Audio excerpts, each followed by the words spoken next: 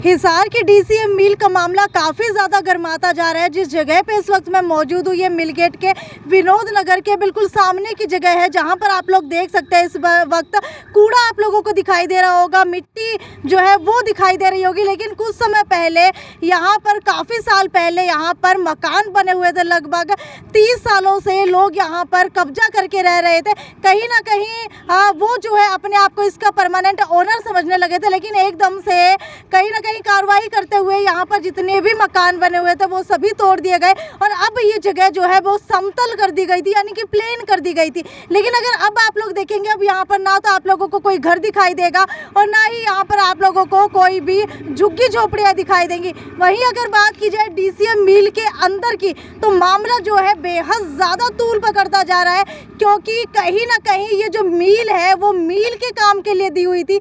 लेकिन कॉलोनी का एक नया मामला इसके अंदर सामने आ रहा है कि कॉलोनाइजर ने कॉलोनियां काट करके लोगों के रिहाइश के लिए यहाँ पर जगह बना ली है।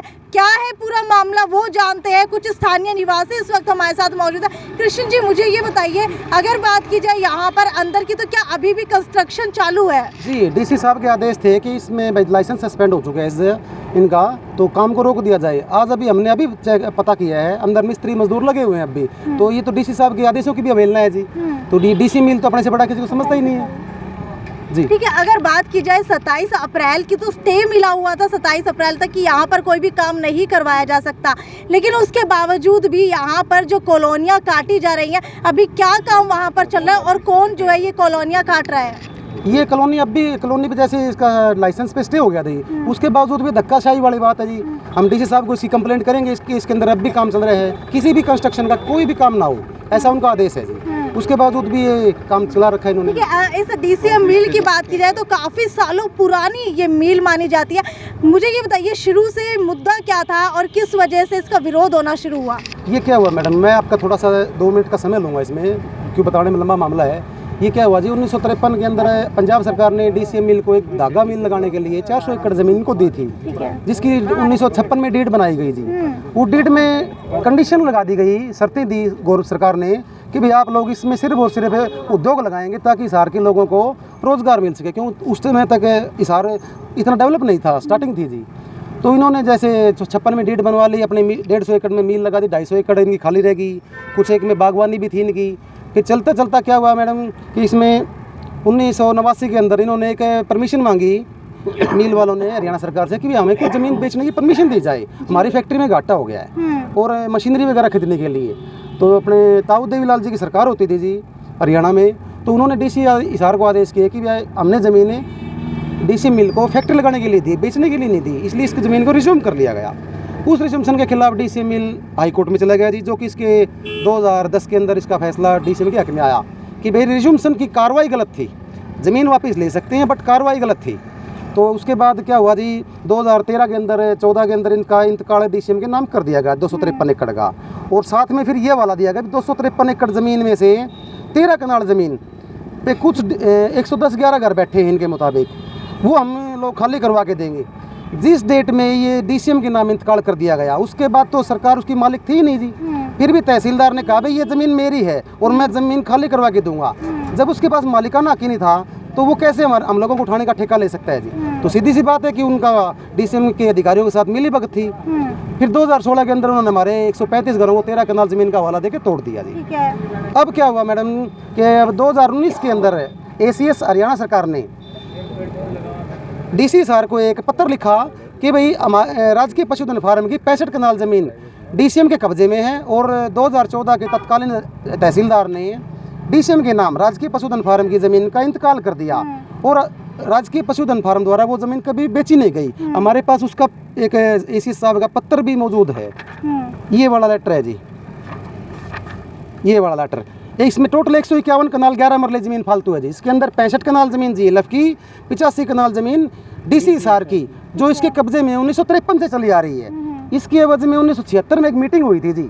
उस मीटिंग के अंदर इन्होंने डीसी हिसार ने, HK गोस्वामी जी होते थे, उन्होंने इसको 1,17,000 रुपये का किराया, 20 साल का किराया ज़मीन का, जो फालतू ज़मीन थी उसका वो भी लेना घोषित हुआ था, बट डीसीएम के अधिकारियों ने दिया नहीं जी।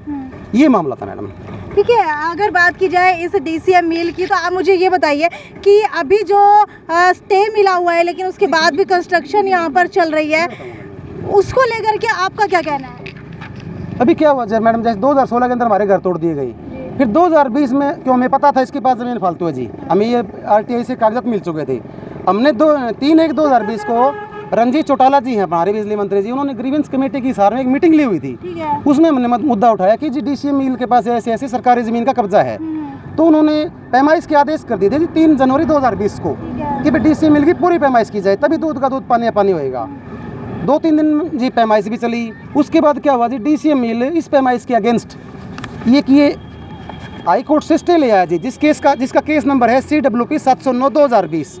13 जनवरी 2020 से ये स्टे आज तक बदस्तूर कायम है। और मैं समिति का सेक्रेटरी होने के नाते मेरे को इन्होंने पार्टी बनाया कि भाई कुछ डीसीएम वालों ने पार्टी बना के क्या कहा, भाई कुछ गुंडा प्रवृत्ति के लोग डीसीएम मिल के खिलाफ प्रशासन को बेवजह एप्लीकेशंस देते हैं, जबकि अगर ये अपनी जगह सही है तो पैमाइश करवाने में इसको कोई दिक्कत नहीं होनी चाहिए जी।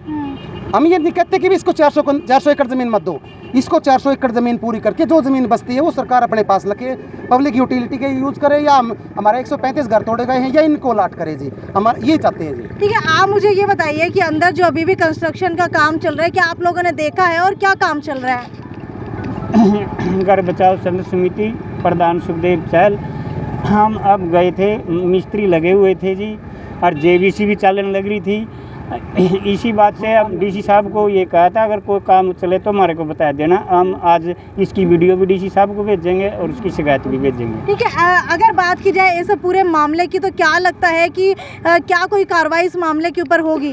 देखो, डीसी साहब ने पूरा आश्वासन दिया हुआ है और हर चीज़ पे रोक लगाई हुई है, तो हम डीसी साहब से कल मिल करके और इसकी फ़ोटो वगैरह खींच करके डीसी साहब को देंगे और वो अपने हिसाब से इसको बंद कराएंगे, हमें उम्मीद है। तो आपको बता देते हैं, खैर अगर डीसीएम मिल की बात की जाए तो हिसार के अंदर सबसे ज़्यादा ज्वलंत मुद्दा चल रहा है डीसीएम मिल का, क्योंकि यहाँ पर काफ़ी समय से लोग रह रहे थे, लेकिन उसके बावजूद भी लोगों के घर और मकान यहाँ पर तोड़ दिए गए। और उसके बाद अगर अब की बात की जाए तो अब दोबारा से कॉलोनाइज़र कॉलोनियाँ काटना शुरू कर चुका है, जबकि ये जगह मिल के नाम के ऊपर दी गई है और यहाँ पर कोई भी कॉलोनी नहीं काटी जा सकती है। लेकिन अब देखने वाली बात यह है कि अगर इस डीसीएम मिल की बात की जाए तो जो कॉलोनियों को स्टे मिला हुआ है कि 27 अप्रैल तक यहाँ पर कोई भी कॉलोनी का काम नहीं किया जाएगा, लेकिन उसके बावजूद भी आज यहाँ पर कॉलोनी काटने का काम जो है बिल्कुल उसी तरीके से चलता हुआ आ रहा है। तो अब देखने वाली बात यह है कि डीसी को अगर वीडियो भेजी जाती है तो इसके ऊपर क्या संज्ञान लिया जाएगा और क्या जो है इस मामले के अंदर आगे की कार्रवाई की जाएगी। खैर, वीडियो को ज़्यादा से ज़्यादा शेयर करते रहिए और आपकी क्या राय है इस डीसीएम मिल को लेकर के वो भी नीचे कमेंट सेक्शन के अंदर लिख करके ज़रूर बताइए। नमस्कार।